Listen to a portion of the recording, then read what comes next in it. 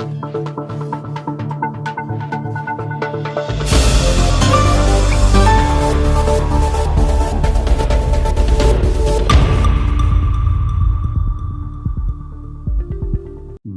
ritrovati dalla redazione. Sono stati identificati e hanno ammesso ciò che hanno fatto in una casa disabitata. Sono due minorenni che si sono introdotti in una casetta disposta su due piani in salita a Mocenigo a Monfalcone la sera del 7 marzo, dove si è sviluppato il rogo. Individuali sono stati i carabinieri della compagnia di Monfalcone che hanno raccolto testimonianze e indizi fino a chiudere il cerchio sulla vicenda.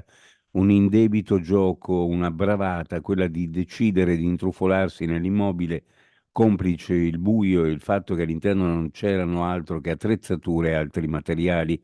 Nella casa era stato infatti avviato un intervento di ristrutturazione, lavori poi provvisoriamente fermatisi in attesa di una ripresa volta al recupero dell'immobile, una situazione peraltro che in quanto tale rappresentava comunque un cantiere potendo costituire un ambiente pericoloso.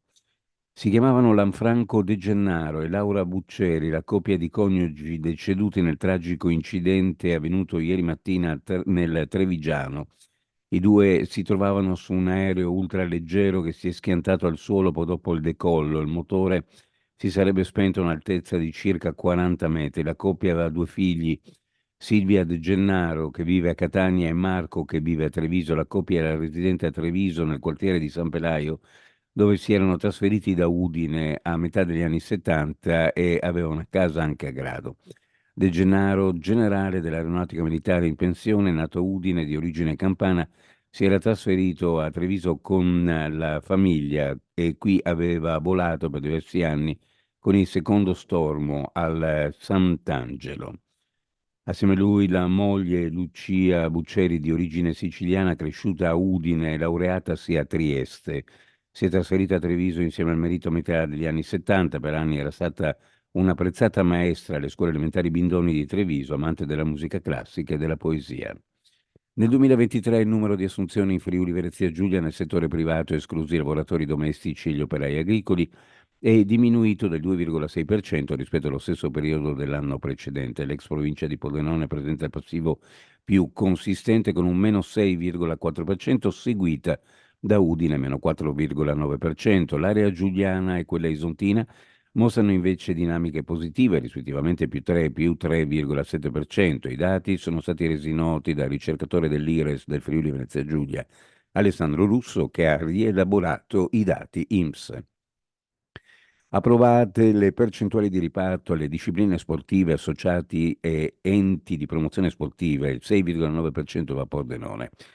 È stato confermato come negli anni precedenti le percentuali di riparto dei fondi destinati ai contributi per le manifestazioni sportive, che ammontano in totale a 2.900.000 euro, 2.699.320 euro, pari al 93,08 del totale, andranno a sostegno delle manifestazioni delle discipline olimpiche, mentre i restanti 202.680 euro, pari al 6,92% del totale, saranno destinati a manifestazioni delle discipline sportive associate degli enti di promozione sportiva.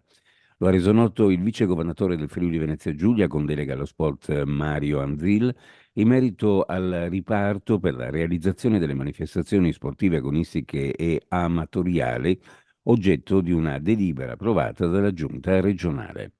Uno sguardo alle previsioni meteorologiche per la giornata: al mattino cielo poco nuvoloso, in giornata variabile con la possibilità del pomeriggio di qualche rovescio temporale più probabile nella fascia prealpina e in pianura, nella notte e al mattino sulla costa e zone orientali, buona moderata che cessa nel pomeriggio.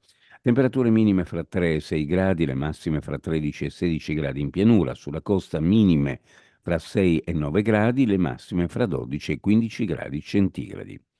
È tutto per il momento con l'informazione dal nord-est, grazie per averci seguito. A più tardi.